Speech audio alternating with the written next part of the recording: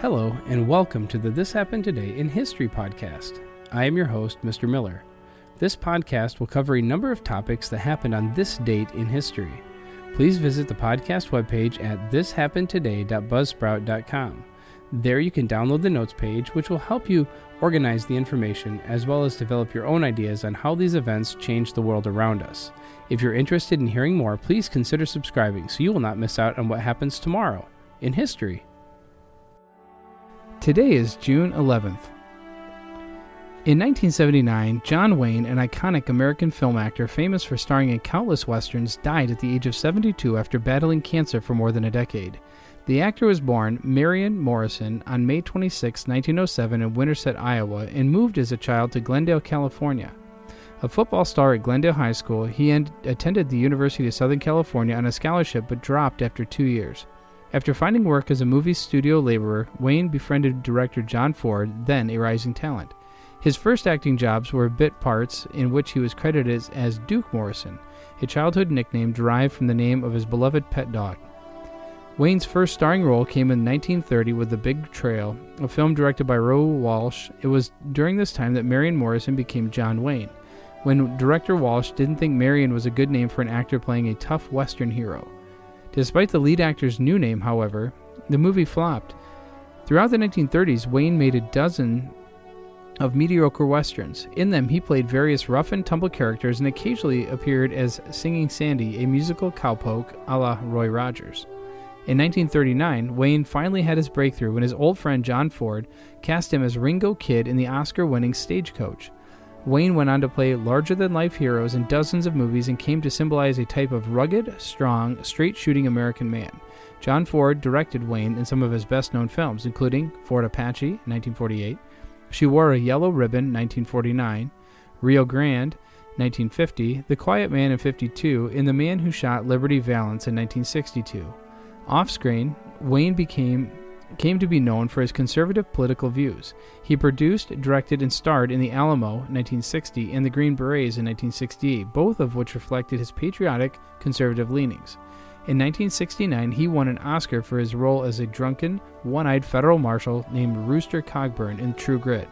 Wayne's last film was The Shootist, in 1976, in which he played legendary gunslinger dying of cancer. The role had a particular meaning as the actor was fighting the disease in real life. During 4 decades of acting, Wayne, with his trademark drawl and good looks, appeared in over 250 films. He was married 3 times and has 7 children. And in 1987, a strong earthquake rattled across 16 states from Kansas to South Carolina and parts of Canada, shaking skyscrapers and a Major League Baseball stadium and setting off alarms at a nuclear plant. There were reports of minor damage and 1 minor injury. The tremor, centered near Lawrenceville, Illinois, 55 miles north of Evansville, Indiana, was the largest in the Midwest in nearly 20 years.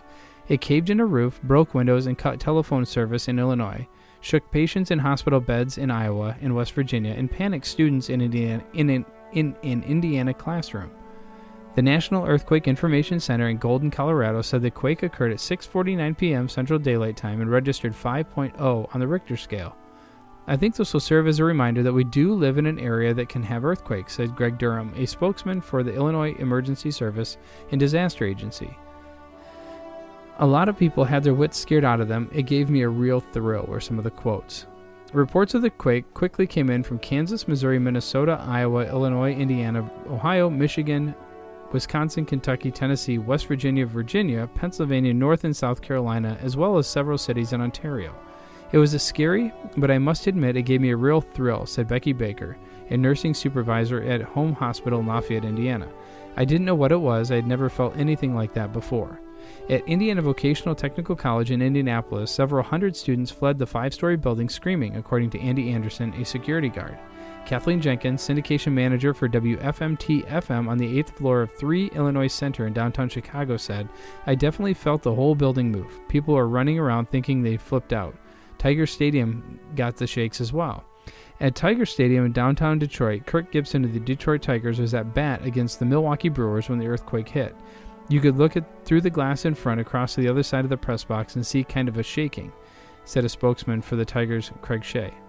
Don Finley, public affairs officer for the Geological Survey in Washington said there were reports of telephone outages in Clark, Edgar, and Coles counties in Illinois. He said it was the strongest earthquake in that area since a tremor near Norris City, Illinois, registered 5.3 on the Richter scale November 9th of 1968. More than 700 miles from the center of the quake, a 12-story apartment building near the State House in Columbia, South Carolina, was evacuated briefly after residents felt the building swaying, said Joanne Hatchell, manager of Clare Tower. People saw lamps move and things move, felt things move where they were sitting, Ms. Hatchell said. John Larson, a dispatcher with the Lawrence County Sheriff's Department in Illinois, said a young girl was injured when an upper bunk hit her on the head and her parents were moving it. She required stitches but was not hospitalized.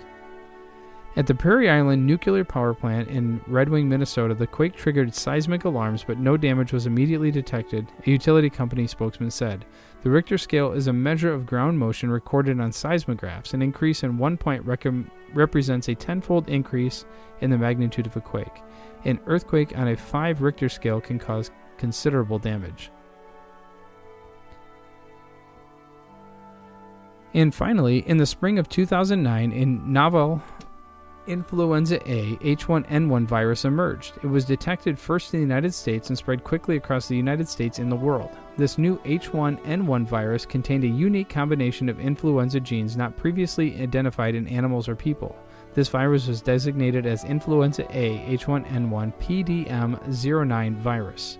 10 years later, work continues to better understand influenza, prevent disease, and prepare for the next pandemic. The H1N1 PDM09 virus was very different from H1N1 viruses that were circulating at the time of the pandemic.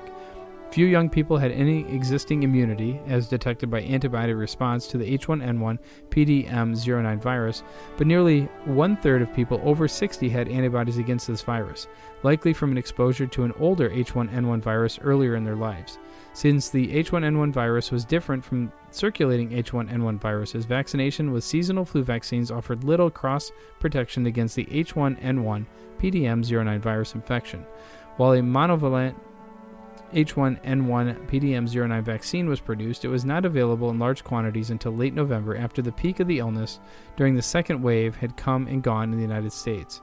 From April 12, 2009 to April 10, 2010, CDC estimated there were 60.8 million cases, 274,304 hospitalizations, and 12,469 deaths in the United States due to the H1N1 PDM09 virus. Disease burden of the H1N1 PDM09 flu virus in 2009 to 2018. Since 2009, the H1N1 pandemic, the virus has circulated seasonally in the United States, causing significant illnesses, hospitalizations, and deaths. Additionally, the CDC estimated that 151,700 people to 575,000 people worldwide have died from this virus infection during the first year the virus circulated. Globally, 80% of the virus-related deaths were estimated to have occurred in people younger than 65 years of age. This differs greatly from typical seasonal influenza epidemics, during which about 70% to 90% of the deaths are estimated to occur in people 65 years or older. Though the 2009 flu pandemic primarily affected children and young middle-aged adults, the impact of the H1N1 PDM09 virus on the global population during the first year was less severe than that of previous pandemics. Estimates of pandemic influenza mortality range from 0.03% of the world's population during the 1968 H3N2 pandemic to 1% to 3% of the world's population during the 1918 H1N1 pandemic. It is estimated that 0.001% to 0.007% of the world's population died of respiratory complications associated with the H1N1 PDM09 virus infection during the first 12 months the virus circulated. The United States has mounted a complex, multifaceted, and long-term response to the pandemic, summarized in the 2009 H1N1 Pandemic Summary Highlights, April 2009 to April 2010, on August 10, 2010. The WHO declared an end to the global 2009 H1N1 influenza pandemic. However, the virus continues to circulate as seasonal flu virus and cause illness, hospitalization, and worldwide deaths every year. You have been listening to the This Happened Today in History podcast. I thank you for listening, and I hope that you have enjoyed learning about historical events from the past. Thank you to the following websites for their information regarding today's topics: thepeoplehistory.com, John Wayne at history.com, Midwest Earthquake at nytimes.com, and the H1N1 influenza strain at cdc.gov. The music used as the background track for this podcast is Americana, created by Kevin MacLeod on Incompetech.com. If you enjoyed this information and would like to hear more, please consider subscribing, as this will keep the historical events in your feed in the morning for each day. I hope you have a great day.